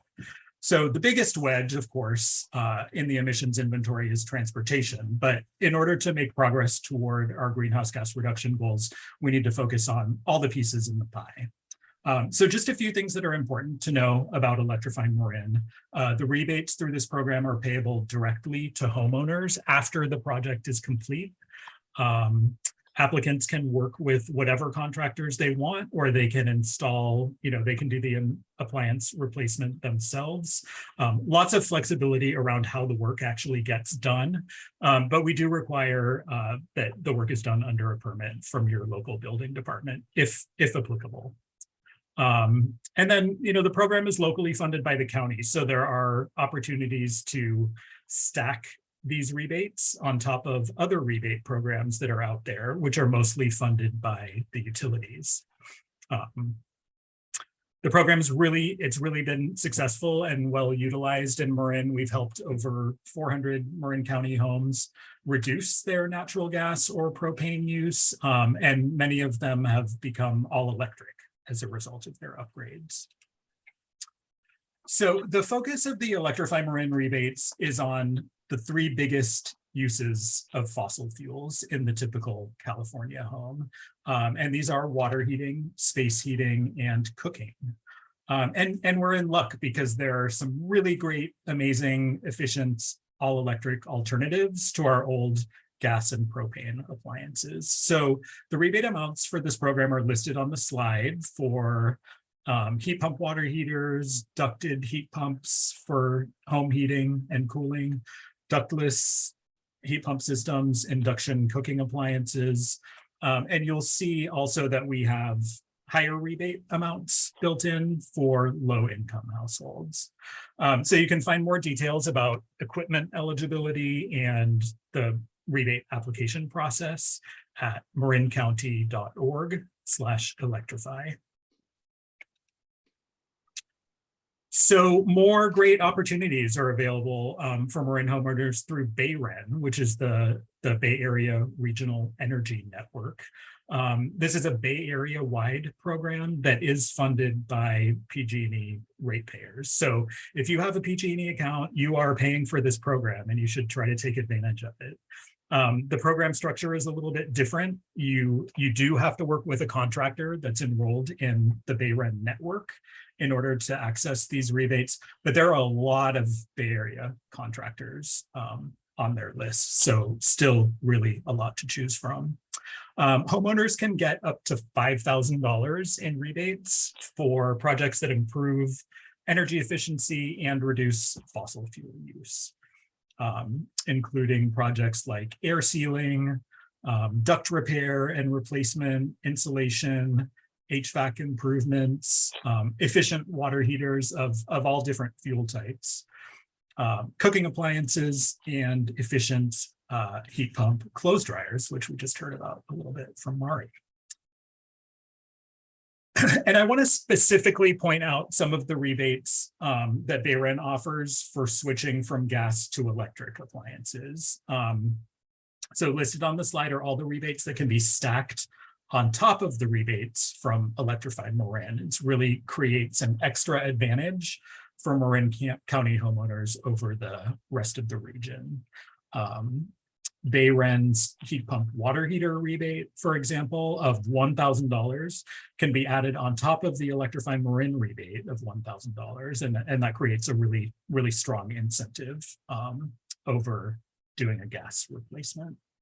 And I also want to point out here that the induction cooktop rebate from Bayren is currently $750. So added to Electrify's Marin rebate of $500 on an induction range, the total rebate for that appliance replacement would be $1,250. It's a huge incentive. And in many cases, this can cover nearly the whole cost of the new induction range. So if you have considered switching to induction, or even if you're just learning about it now, it's a great time to do it. You could find out more information about the Bayren rebates, as well as their contractor directory and their home energy advising service at bayren.org. Great. So I want to promote another great program that is a really excellent opportunity for renters who have, generally less opportunity to make energy-related changes to their homes. The Rising Sun Center for Opportunity is an East Bay nonprofit that has a green house call program. It used to be an in-person visit, but these days it's done remotely, as many things are. And so their staff will do an evaluation of your home energy and water use, as well as your air sealing and weatherization situation.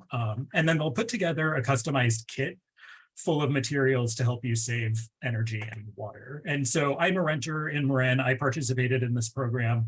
They sent me a big box of LED bulbs for both indoor and outdoor lighting fixtures, like some aerators for my kitchen and bathroom sinks, a smart power strip, and some materials to help seal around my windows. So really like a good value to what they sent me. The program's completely free and can make a big impact. So worth looking into. So you can sign up for a greenhouse call and learn more about the Rising Sun Center for Opportunity at risingsunop.org.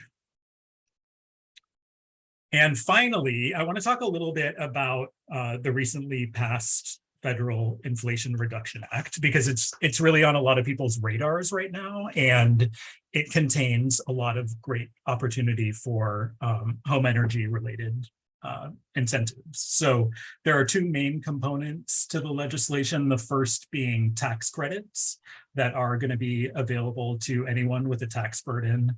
Some of these credits, like the solar tax credit, are already available now in 2022, but most of the others start in 2023, and they include significant credits for things like battery storage, EV charging, heat pump water heaters, heat pump HVAC, weatherization projects, all kinds of great things like the homeowners we're seeing tonight have been doing.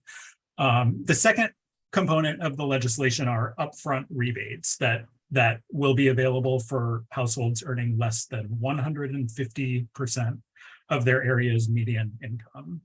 Higher rebates will be available for those below 80% of the area median income. So in most cases, rebates can go up to $14,000 per household for home energy related projects. Hey Mark, this is Amy with a time check. Yep. It's time for us to move on. Do you have any slides yet shown? Yeah, I'll just wrap up with my next one here. Okay. So I'll point you all to the Rewiring America IRA guide and savings calculator at rewiringamerica.org. Can kind of help you figure out what you might be able to take advantage of. So that's about all I've got. I really appreciate everyone's time and realize that I covered a lot of material quickly. So you can go to marinsustainability.org for a more detailed overview of all of these programs. And as I mentioned, these rebate offerings change from time to time, and always worth checking in with us for the latest information. So I'm going to continue monitoring the Q&A feature at the bottom of the screen. You can also reach out to our office at energy@marincounty.org. And we'll be happy to figure out what programs are the best match for the projects you have in mind. So passing it back to our hosts. Thank you. Thank you so much, Mark. Great. So Mark's going to drop down into the Q&A fields to answer any questions that we might have for the next 10 minutes, since we're running a bit behind schedule. And so please make sure that you ask your questions of Mark in the Q&A. And so now we're heading back to Novato to check out Dawn and Nancy's home on the edge of open space in the Hamilton neighborhood. Now, Don is quite the handyman and he did a lot of work himself. So let's take a look.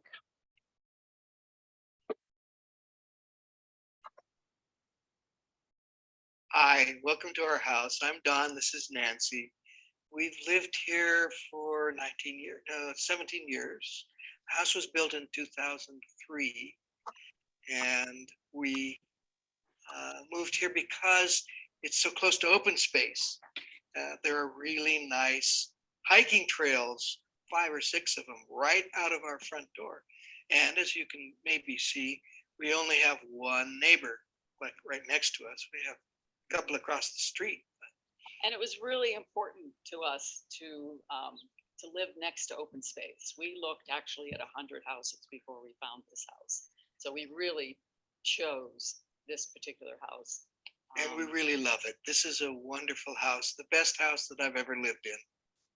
We value nature. We're both amateur botanists.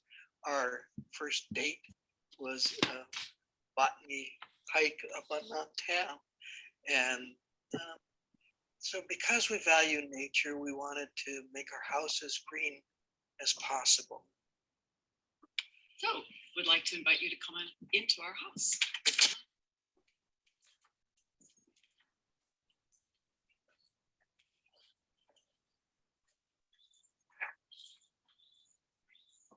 I'm a DIY person, so I put in this heat pump, which both heats and cools our place. This is one of the heads. There's 2 more in bedrooms upstairs, and both heat and cool our house, sized to just barely do that, considering that I have a very, very tight envelope in the house. So not much heat or cool can escape. Here is another one of our heat pumps. And this is in my room, which I used for like 5 different things. But what I really like is when I do exercise classes on Zoom, when I get hot, I can just turn this on and it just makes it really a wonderful place to do my exercise. Before I blew in 20 inches of fresh insulation, I crawled around and sealed all the little tiny holes and big holes so that the air wouldn't leak out of the house through the attic. We almost don't need air conditioning because of that. So as far as our project to replace all of our gas appliances, we have replaced our washer and dryer with high efficiency and electric machines. So in addition to saving energy, we also realize the importance of saving water. And so we have a low flow shower head here and a dual flush toilet, one of several in the house. So welcome to the garage. This is our latest energy upgrade. We had a gas-powered water heater, which was getting old and needed replacement, and we put in a heat pump water heater, which is programmable, and I even actually can program it with my phone. I can change modes right here on my phone. And it was put in by John Owens Services of Santa Fe, and they did such a good job. They were really nice to work with too. Good people, I recommend them. And then I've actually used that as an excuse to you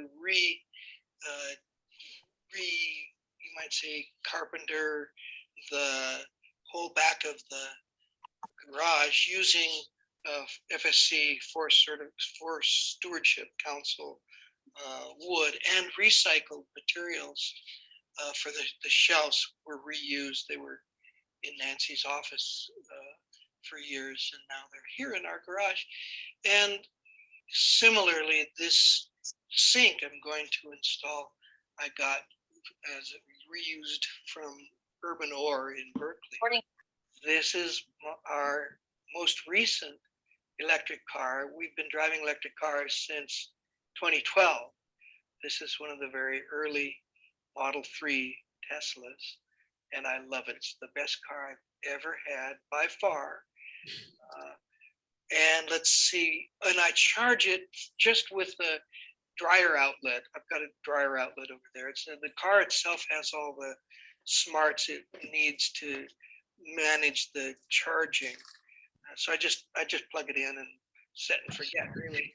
We also have a Tesla battery backup system for the whole house.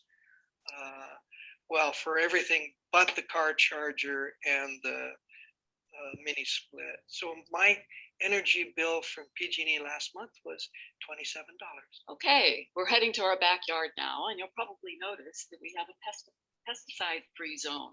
And it's been very important for us from the very beginning that we would never use any kind of pesticides in the backyard. And we love all of our little creatures that run around, and we don't want to destroy them at all. This is our backyard and our mini split outdoor unit, providing the cooling and heating to the rooms inside. And we also have our irrigation controller here. It's all drip.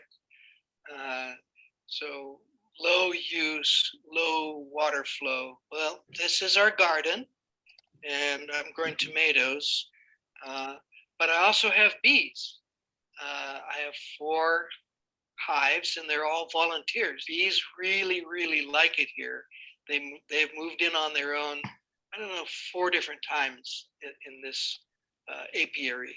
And I guess they like it partly because we're pesticide free and we're friendly to nature, and also because, well, we're right next to open space, and there's a lot of flowers in the dearth time. That's now.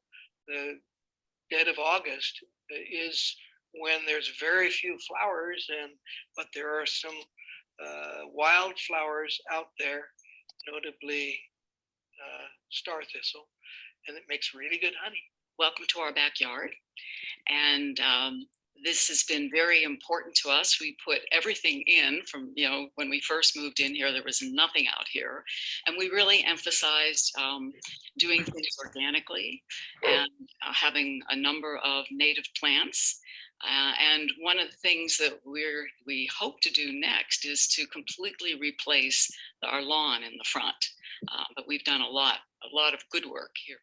Much of the work we did here, I did myself, and I think you could do that too. Hey, Don. Howdy. How are you? Feeling good tonight. How are you doing? Good. Hanging in there. We're in the home stretch, aren't we? Yes. You're the last home for today. So Gretchen, what's the first question for Don? Well, so I wanted to just touch on Dawn's DIY nature. You obviously did quite a bit of the work yourself, including installing your own insulation and heat pump. So talk about what was the most challenging thing and what resources you used when you got stuck into your DIY? Well, the most challenging thing was the heat pump. Most people couldn't do that. I happen to have an EPA certification, so I could do it, but I had to kind of teach myself how to do it. I learned a lot on YouTube. That's something that I wouldn't not really recommend doing yourself for most people. Yeah. Also, I didn't put in the heat pump water heater, though I think I could have, because the rebates are so good if you hire somebody. So I got both of the rebates that the county guy said, and I'm really happy with our heat pump water heater and with the money I'm getting back. So is it the case that, for instance, with your heat pump HVAC, you couldn't get rebates because you did it yourself? That's my understanding, yes. Okay. So one of the things that people might have missed because it went by so quickly in your video is that you have a Tesla Powerwall home battery system, and you have it behind some shelves in the garage. And I was just wondering, are there any special requirements for where you put a home battery system? We were originally thinking you had to put it outside, but thinking more about it, I didn't like that idea. And when the installers arrived, they said, "Oh no, yeah, we can put it inside just as well." And I just can't push the shelving. It's on wheels anyway, as close to the wall as I might otherwise. It works just fine, and you don't really need to mess with it. I mean, when you mess with it, you're messing with it through the phone control anyway, so you don't have to get in there. You don't have to actually touch it. So one of the things that you said is that you were able to size your heat pump to just be big or small enough because your house is so well insulated.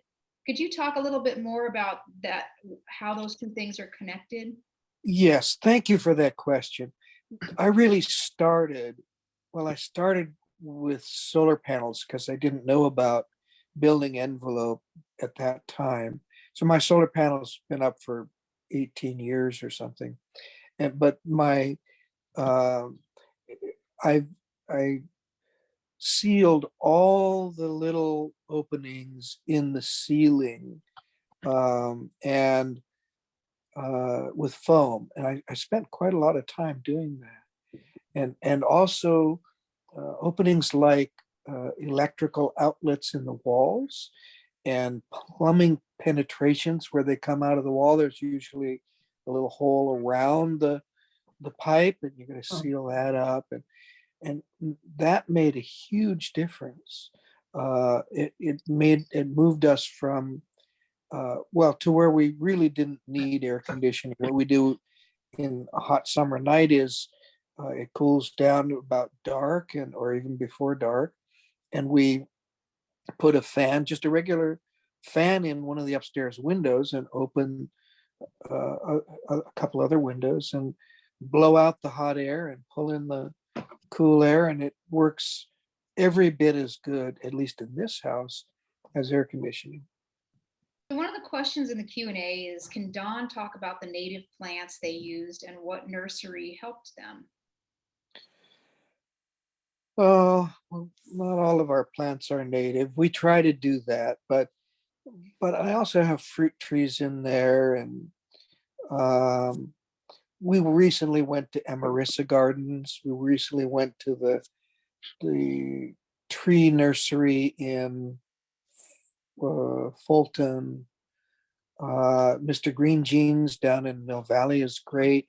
And there's a native nursery also in Tam Valley, whose name escapes me at the moment. And so on and so on. So I love native plants, and Nancy and I are amateur botanists, but we're not really sticklers on native. We're pretty good about drought tolerant, though. That's pretty important. But natives, I mean, we do have native Arctostaphylos manzanita in our, and ceanothus, and sometimes the baccharis, the coyote bush comes up on its own in the garden, and we just kind of let that grow. And like that, we're fairly tolerant of native plants in the garden, but we like them where we like them. And, we're not just going to let the sedges go wherever they want. Outside the fence is okay, but inside we're a little more picky. Well, you have a whole front yard, which is like a clean slate for buying new plants, which is always exciting. But thank you, Don. We're going to have to move on, and but I appreciate you coming to answer our questions. Yeah. Thank you for having me. All right, take care. Thanks so much, Dawn. Now we're going to hear from another sponsor, Switch is On, which is an initiative of the Building Carbonization Coalition.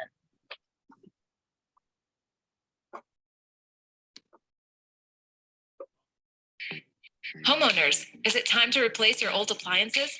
Switch to all electric for a healthier, more efficient home. Today's induction cooktops heat up twice as fast as gas-powered cooktops, with more precise temperature control. 3 times as efficient heat pumps means lower energy usage and greater comfort, while rebates and incentives make it easy to switch. All electric homes are just safer and cleaner, with no open flames or harmful pollutants leaking into your home. And that's just the start. Learn more about why you should go all electric at switcheson.org. Thank you so much for joining us today. I want to give you a sneak peek at tomorrow's program. We're going to be showing 5 more homes, all very different and special in their own ways. 3 of the homes have all-electric accessory dwelling units, also referred to as ADUs, which is the new name for an in-law unit. 1 home will show you how much one couple accomplished on a fixed income. We'll also have a brand new home overlooking the vast salt marshes around China Camp, and a senior housing development. For the presentations, you'll learn more about induction cooking. We'll check out a case study of an apartment building going green, and you'll learn how much you can electrify your home without upsizing your electric panel. Okay, so if you're all fired up and ready to take the next step, or just ready to learn more, I want to share some very useful websites. Then we've compiled some of our favorite resources on maringreenhometour.org. Just click on resources once you're there, and here's a sampling of what you'll find. Whether you want to borrow an induction cooktop, are pondering installing a gray water system, or want to learn about electric alternatives to your gas appliances, these are all great starting points. So once again, before we go, I'd like to just acknowledge our major sponsors featured on this slide. We'd also like to thank these amazing sponsors on this next slide, who helped make this event possible. And last but not least, these other sponsors. And the Marin Green Home Tour simply would not have been possible without the generous support of these good folks. So thank you so much to everyone who tuned in, including the lovely homeowners who let Amy and her son Jude into their homes for filming. Our sincere hope is that the homes and presentations shared with you today will inspire and motivate you to explore the many options available for you to green your own home. Perhaps your home will be featured on the next Marin Green Home Tour. So we're going to keep the Q&A open for the next 10 minutes, and we'll try to answer any last-minute questions you may have. We sure hope that you'll be able to join us tomorrow for day 2 of the Marin Green Home Tour. And thanks so much for being with us today.